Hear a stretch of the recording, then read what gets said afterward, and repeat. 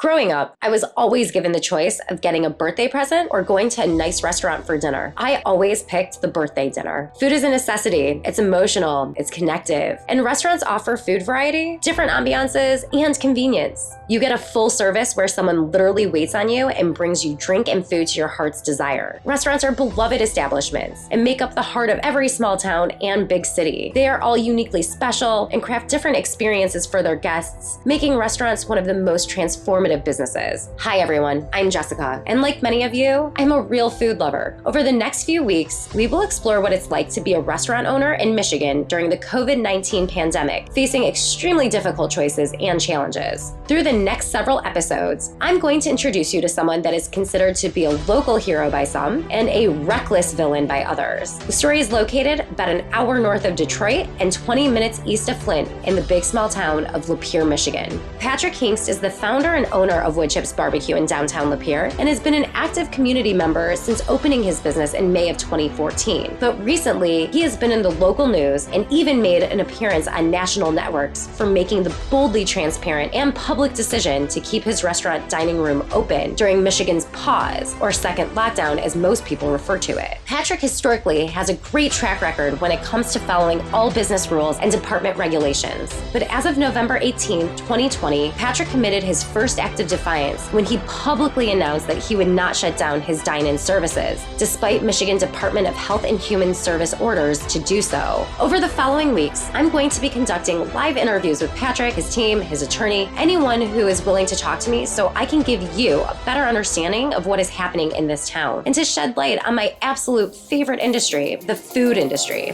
This is the Restaurant Revolution. Back now to the governor's orders. Governor Whitmer recently signed this morning an executive order temporarily shutting down bars and restaurants. But it's not just places to eat. Clubs, movie theaters, gyms, spas, and casinos. As of 3 p.m. this afternoon, they are all closed. One exception, restaurants may allow 5 people inside at a time to pick up orders as long as they're 6 feet away from one another. The governor said the moves are about saving lives. We spoke to some West Michigan restaurant owners to find out, frankly, what they're going to do. The restaurant industry is one of the hardest industries in the world to make a living at. The failure rate is astronomical. Lots of people will see the glitz and glamour and think, yeah, owning a restaurant, that's got to be lots of fun. I'd love to have that kind of prestige. But you don't realize, especially if you go into it with your eyes closed, what a nightmare it can quickly become. Even in good years, during the good times, the best operated restaurants operate on razor-thin margins. So you can do $1 million a year and you'd be like, wow, $1 million. But at the end of the day, you're probably only going to profit somewhere around 20, 30, 40, maybe 70,000 if you're a really amazing operator. So whenever I meet somebody and they say, oh, you own a restaurant? I really want to open a restaurant. I'm like, oh, that's great. Any chance you let me talk you out of it? So that doesn't sound like the most fun industry. So why don't you take us back to the very beginning? Woodchips BBQ. Why? How did it all come about? Why Lapeer? I opened my first restaurant almost 11 years ago, a sandwich shop called MC Witches in downtown Oxford. And that was just kind of a small operation because I had no money. And I needed to get that open, and it was a shoestring budget, and we were able to make it work. But I always had this thought in the back of my head, I wanted to return to my hometown. I grew up here, Lapeer, moved here when I was 11 years old, and the downtown was very beautiful, but it was economically devastated. It lost like the anchor store JCPenney's back in the early 90s, and after that, it just fell into disrepair as all the development was the big box stores and the chains happening outside of the downtown. So after being open with our first restaurant for about 5 years, the opportunity came along to actually buy where Woodchips stands today. And the opportunity came literally days after me and my partner were discussing possibly bringing a barbecue restaurant someday to Lapeer. So the universe pointed all signs to this. We were able to make a deal work out, and we wanted to bring something to the town that it could be proud of. You know, there were good restaurants here, but we wanted to be that focal point that really helped spur the downtown to come back to life.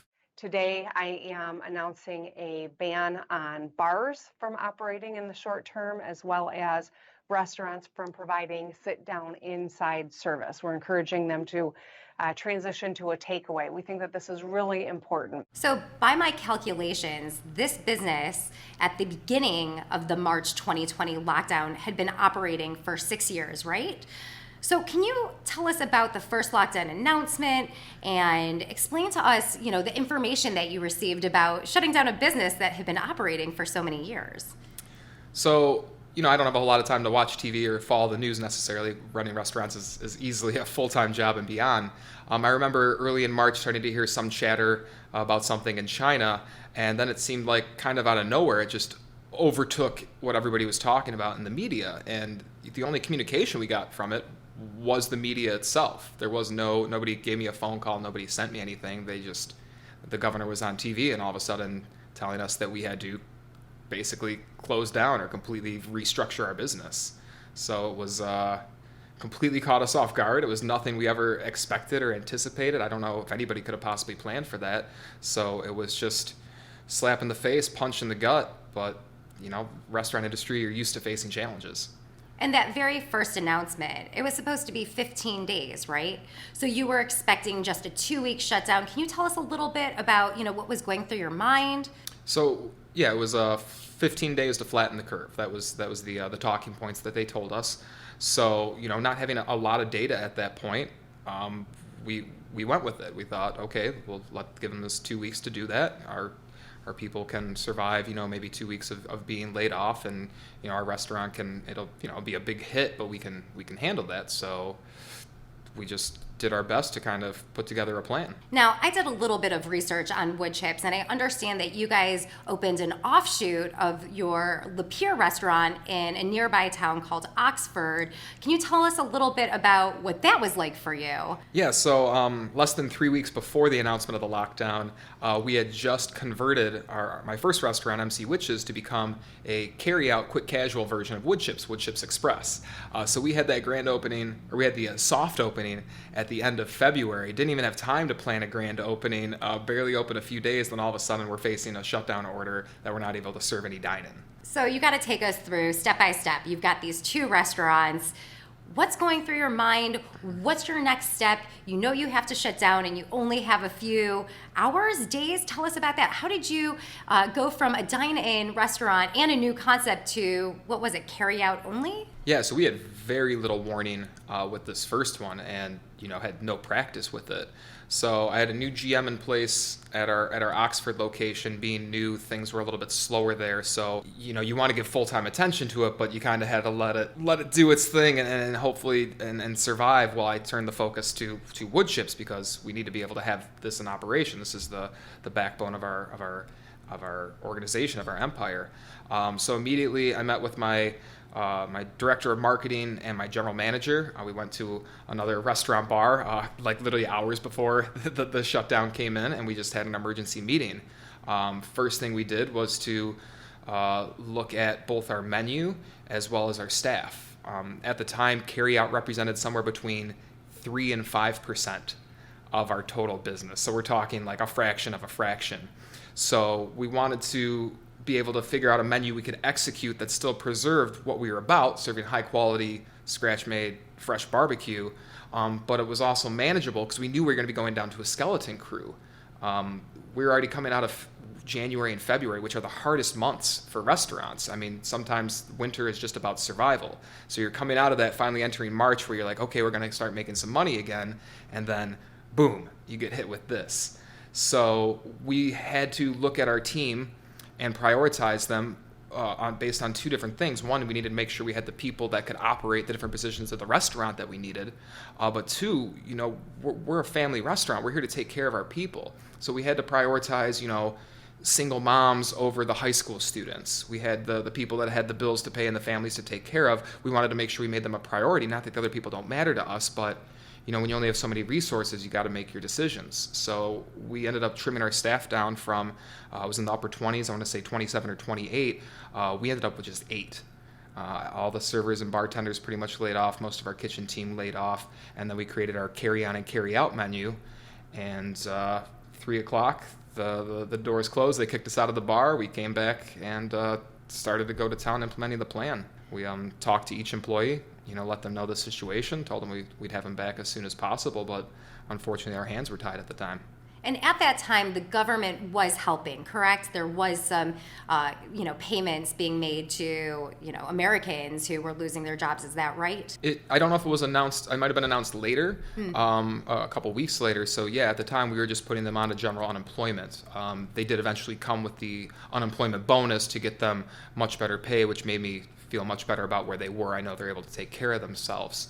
But yeah, initially right out the gates, I think we were just kind of, 2 weeks, and this is what we have to do. The latest 3-week ban on indoor dining is driving up demand for both takeout and delivery.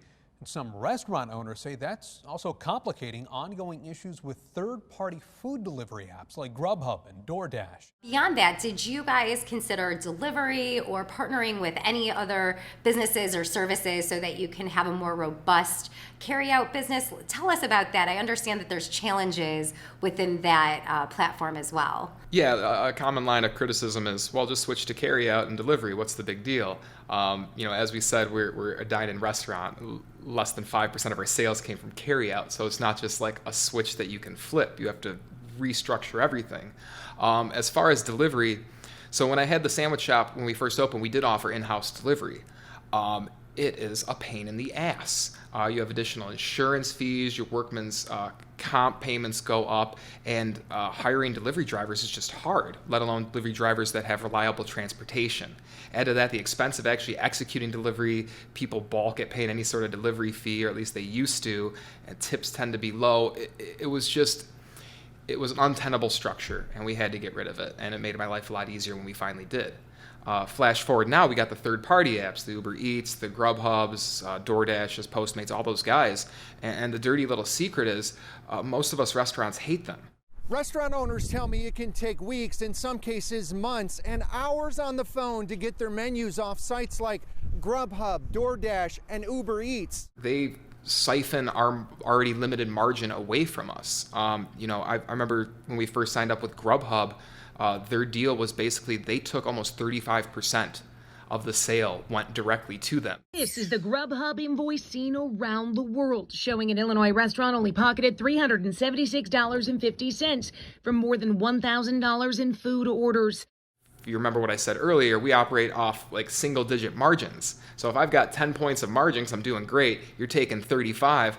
I'm left with negative 25% on that transaction. Add to that the logistics of it. It's not like a third-party delivery app integrates with your system. You've got to get their system and their separate printers. And then you're dealing with drivers, and drivers will cause issues. And do we think the customers blame the drivers or GrubHub or whoever it is? No, it's always our fault, no matter what it is. Because there is so much confusion, quite honestly. Confusion like recent orders that included ice cream from his sweet shop. Our sweet shop has been closed since the end of September. Leaving delivery customers angry, not with GrubHub, but Fricano. Well, we are not responsible. We have zero control over this. And that's just the beginning issue of lists with them. There's so many challenges in dealing with them. They're giant companies. Customer service is poor. Some of them will even just put your menu up on their website without your permission, and then you might have to go to court or even fight them just to take it off there, which you never approved in the first place.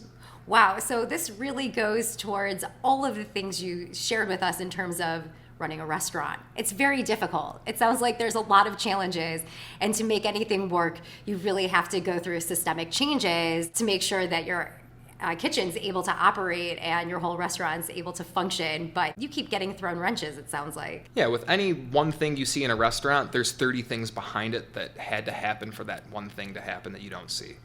And so add that to just, these guys got 5 things to deal with. Yeah, that's 150 things I've got to deal with. Duly noted. I'm not starting a restaurant. You have your carry-on and carry-out menu. Why don't you tell us what's happening inside this restaurant at that time? You think it's going to be, 15 days to flatten the curve.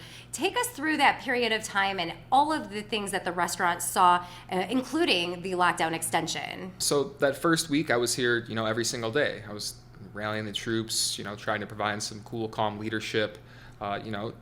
Everybody was just suffering from the same thing, uncertainty. We didn't know what to expect. We didn't know what was going to happen. We put some, positive marketing out there, drumming up support from our awesome customer base, and our carryout did okay. It definitely grew from the 5% it was, but basically out the gates we're down 50-60% in sales, just gone.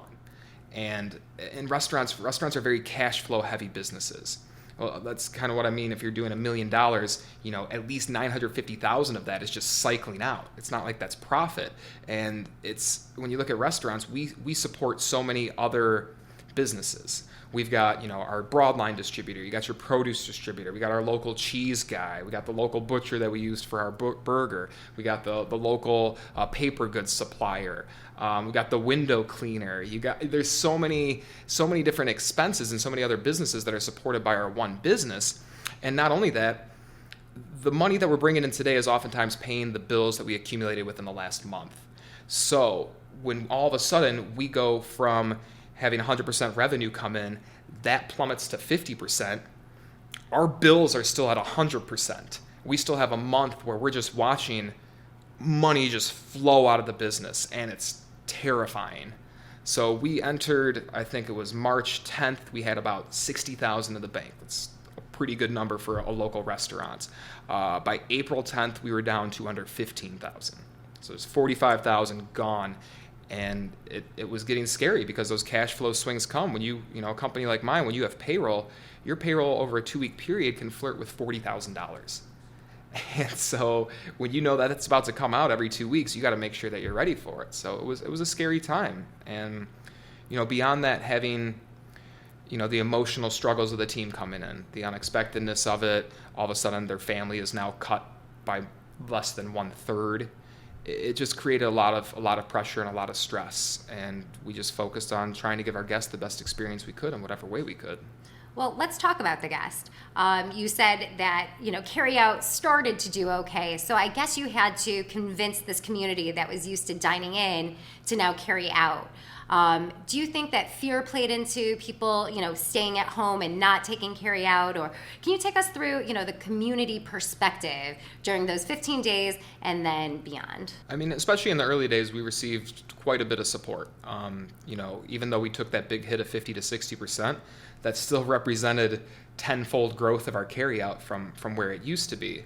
I think, there were plenty of people that were completely terrified out the gates and they locked themselves down, but I can't say whether or not that had a heavy impact on us. It seemed at the time that most people that were still going to live their lives were still living their lives. So you talked about all of these changes that you implemented. How did that go? Did you guys face challenges? Were people okay with the changes that they were dealing with internally? What were some of the things that you had to face as the leader of this business? Well, I mean, we'd have people that were disappointed that we didn't have the full menu to offer. You always hope everybody will be understanding, and a fair amount were, but, not everybody always is. And in the restaurant industry, you learn a lot of times that people will take out their life's frustrations on you. You end up being the whipping boy for it, and you try to smile and take care of them as best that you can. The biggest challenge really came for me was when my daycare closed. So my wife works full time. I have 2 little kids at home, and our daycare shut down less than 2 weeks in to the lockdown, and it was closed for like 5 or 6 weeks. So Monday through Friday, I'm stuck at home doing daddy daycare. So I'm relying on my people to take care of my business, to take care of my other baby here that actually provides for my family.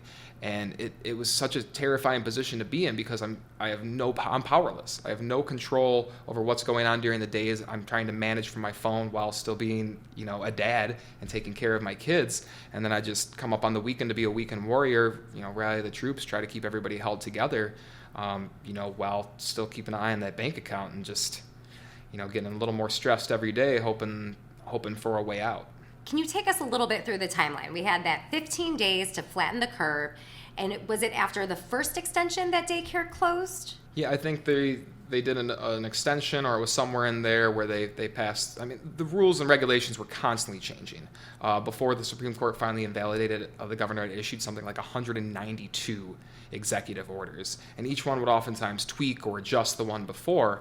And like I said, we have no liaison. It's not like somebody's coming to educate us. We at best get the media, or we get an email with literally legalese that we have to decipher and then figure out what this means in the real world for our operations. All right, so let's get a little bit personal about this. What was the emotional toll that it took on you? Not only did you have to lay off your servers and some of your kitchen staff, and now you're working from home, 5 days a week and coming up here on the weekends. Just take us through, what it was like for you, Patrick, as the owner and founder of this establishment, and also being a dad. I mean, as a business owner, you kind of get used to just dealing with challenging circumstances. They just come at you, and whether you become weathered or you become experienced, you tend not to let stuff get to you the same way.